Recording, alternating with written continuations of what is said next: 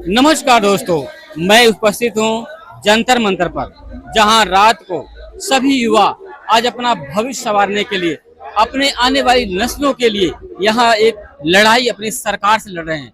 अंग्रेजों को दौर था तो हम अंग्रेजों से लड़ाई लड़े, बापूजी लड़ाई लड़े और भी हमारे क्रांतिकारी लड़ाई लड़े, लेकिन आज वो दौर नहीं है अंग्रेजों से लड़ाई नहीं, बल्कि ये अपने देश के सिस्टम से लड़ाई है, अपनी सरकार से लड़ाई है। और सरकार हमारी जिस प्रकार से लीड पेपर लीक हुआ और उसके बाद 20 तारीख को संसद मार्च करना था, एक पीसफुल प्रोटेस्ट था, सब पे पुलिस की लाठियां चली और आपको बताते हथगोले भी चले, आंसू गैस के गोले छोड़े गए, किसी के हाथ टूटे तो किसी के पैर टूटे। और लेकिन ये भीड़ को खदेड़ने का काम पुलिस कर रही थी, लेकिन ऐसा सिस्टम से नहीं हो सका कि पुलिस की बर्बरता के बाद पुलिस ने लाठियां चार्ज की, उसके बाद भी यह पीसफुल जो प्रोटेस्ट है यह कम नहीं हुआ। आप देख सकते हैं दूर दूर तक रात को 12 साढ़े 12 बज रहे हैं और भीड़ ही भीड़ दिखाई दे रही है। मैं अपनी सरकार से पूछता हूं, धर्मेंद्र प्रधानमंत्री जी से पूछना चाहता हूं, आपने एक इंटरव्यू में कह दिया कि ये जो कि आंदोलनकारी है, आंदोलन जीवी है, जो राजनीति करना चाहते वही लोग उपस्थित है। वाकई सिस्टम से इस तरह से बात कर देना, सरकार से इस तरह की बात कर देना, क्या ये गलत नहीं है? आज ये युवा क्यों खड़ा है सड़कों पर, क्या जरूरत है इसे यहाँ खड़ा होने की? और आइए कुछ लोग उनसे बातें करते, क्या कहना चाहेंगे इस प्रोटेस्ट को लेकर के? देखिए, इस प्रोटेस्ट का बस एक ही मकसद है, धर्मेंद्र प्रधान जी का इस्तीफा। खैर, मुझे धर्मेंद्र प्रधान जी भी कहते हुए मुझे शर्म आ रहा है। धर्मेंद्र प्रधान को अभी इस्तीफा देना चाहिए। कल जो बर्बरता से और ब्रूटली तरीके से जो पुलिस लाठी चार्ज की है, आपको भी लाठी लगी थी? हमको भी लगी थी, मेरे बगल में आंसू गैस गिरा था, बहुत ब्रूटली से मारा। और कुछ तो ऐसे थे जो बिना वर्दी के, बिना नेम टैग के थे, उनका रिस्पॉन्सिबिलिटी कौन लेता है? ये आरएसएस के गुंडे हैं, बीजेपी के गुंडे हैं, किसके गुंडे हैं, कौन है ये? इसका रिस्पॉन्सिबिलिटी कौन लेता है? धर्मेंद्र प्रधान ने एक चैनल को इंटरव्यू देते हुए कहा कि जो परीक्षा देने वाले छात्र, तैयारी करने वाले अपने घरों पे हैं, लेकिन जो राजनीति करना चाहते हैं वो जंतर मंतर बैठे हुए। तो क्या इतने लोग राजनीति करना चाहते हैं? इतने धर्मेंद्र प्रधान जी का बस एक मकसद है कि किसी तरह इस धरना प्रदर्शन को खारिज किया जाए, इसको खराब किया जाए। मैं भी एक स्टूडेंट हूँ, आप मेरे शक्ल से देख सकते हैं मैं कितना युवा हूँ। और इतने लोग तो राजनीति में नहीं आना चाहते हैं। और एक बात, जब 1927 में साइमन कमीशन आई थी तो हम नारा लगाए थे साइमन गो बैक, ठीक है ना? और कल की लाठी मार और साइमन गो बैक का जब हम एनसीईआरटी में पढ़ते हैं इतिहास में हमारे कि ये सब लाठी मारे थे, तो उसमें और इनमें कोई अंतर मुझे नहीं दिखता है। सेम ऐतिहासिक चीज रिपीट हो रही है।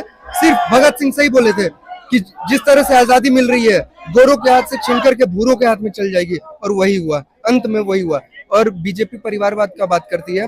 धर्मेंद्र प्रधान 2014 से मंत्री बना हुआ है, क्या मतलब क्या ऐसा गुण है कि मंत्री 2014 से 2021? और धर्मेंद्र प्रधान के पिताजी खुद मंत्री थे अटल बिहारी वाजपेयी के टाइम में, तो ये क्या परिवारवाद नहीं है? धर्मेंद्र प्रधान का एक बयान है कि उसने 1 लाख कुछ हजार स्कूल खोले, लेकिन नीति आयोग का क्या कहता है 36,000 स्कूल बंद हुए हैं। सरकारी स्कूल का क्या हाल है आज? प्रधान का बेटा, जेपी नड्डा का बेटा, ये हमारा स्पीकर ओम बिरला, इसका बेटा बेटी कहाँ है? कोई आया है सरकारी स्कूल में आज तक पढ़ने?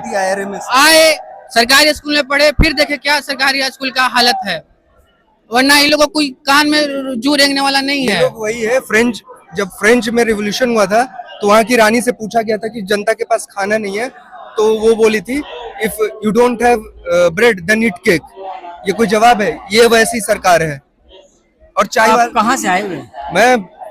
मैं यहीं पे बिहार से आया हूँ, यहाँ पे तैयारी करता हूँ। क्या सरकार बदलना चाहते हैं या सिस्टम बदलना चाहते हैं? सिस्टम बदलना चाहते हैं। सरकार सिस्टम कौन चला रहा है? हमारी सरकार जो है वही चला रही है ना। सरकार को हर चीज का, इस सिटी में जो भी हो रहा है उसका रिस्पॉन्सिबिलिटी लेना चाहिए। अमित शाह का एक बयान नहीं आया है अभी तक, कहाँ सोया हुआ है अमित शाह?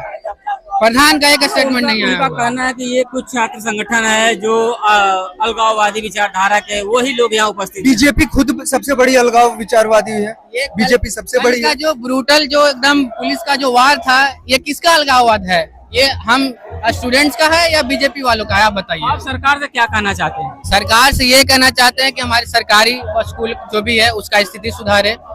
अभी जो भी सुसाइड किए हैं नीट के विद्यार्थी थे, एक मेरा दोस्त था, सगा तो नहीं था, दोस्त था, उसने सुसाइड किया है, उसका रिस्पॉन्सिबिलिटी ले। जो सीजेपी का मांग है, हर सुसाइड जो स्टूडेंट किए हैं उनके परिवार को 1-1 अगर करोड़ मैं का ये मुआवजा कहूँ देना कि चाहिए। अगर मैं यह कहूँ यह सीजेपी की मांग ना हो, एक युवा छात्र की मांग हो, तो क्या कहना चाहेंगे? ये बिल्कुल सही है, बिल्कुल सही है। ये हर युवा नीतीश कुमार, मांग का- रेलवे में इंसिडेंट हुआ था, नीतीश कुमार ने रेजिग्नेशन दिया, लाल बहादुर शास्त्री ने रेजिग्नेशन दिया। ये वाले अकाउंटेबिलिटी कब तक, मतलब कैसे बंद हो गई? तो अब ये नीट का जो पेपर लीक है और जो पेपर लीक हो रहा है, क्या पेपर लीक सरकार अभी बिहार बीपीएससी था, बीपीएससी पोस्टपोन्ड हो गई। मतलब जितने लोग ट्रेन का टिकट कटाए थे, अब ये प्रधान का बेटा तो बीपीएससी लिखने नहीं जाएगा, या क्या नाम है, अमित शाह का बेटा, वो तो बीसीसीआई का, अब तो आईसीसीआई, वो लोग तो पेपर लिखने नहीं जाएंगे। एक उसमें क्या बोलते हैं, एक मेरिट नहीं है। बीसीसीआई का सेक्रेटरी और सॉरी अभी आईसीसी का चेयरमैन बन गया, उसको एक बॉल फेस करने नहीं आता है। किस हैसियत से वो बना आईसीसी का चेयरमैन? ये परिवारवाद नहीं है, क्या है ये? दिल्ली के जंतर मंतर रात को युवा भविष्य आज सड़कों पर है। इसलिए नहीं है कि वो किसी राजनीतिक परिप्रेक्ष्य का शिकार हो, इसलिए है कि उसकी आने वाली पीढ़ियां, उसकी नस्लें, जो ये पेपर लीक हुआ उसको लेकर है। एक सरकार से यह अपील है, कृपया इनकी बात सुने और इन्हें घर जाने की इजाजत। देखते रहिए भारत में 24, राजेश यादव के साथ।